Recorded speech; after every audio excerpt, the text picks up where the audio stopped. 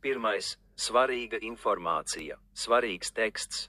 Otrais - kā var būt laipnos, labs un brīnišķīgs cilvēks. Trešais - un kā mēs varam veicināt mieru pasaulē.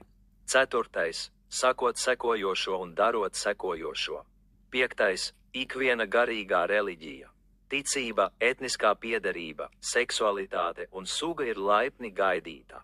Sestais - kamēr vien viņi izplata vēstījumu, ka ir svarīgi izturēties pret visām dzīvajām būtnēm un nedzīvajiem objektiem ar cieņu un aizsardzību, kā arī būt laipnam pret ikvienu.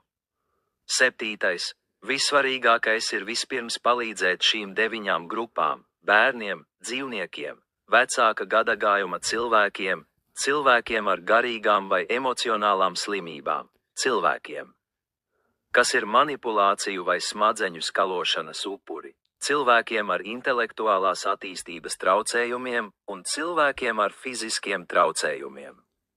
Astotais - un arī pēdējām 5 grupām vajadzētu palīdzēt - videi, nedzīviem objektiem, mākslīgajam intelektam un veselām pieaugušām sievietēm un vīriešiem.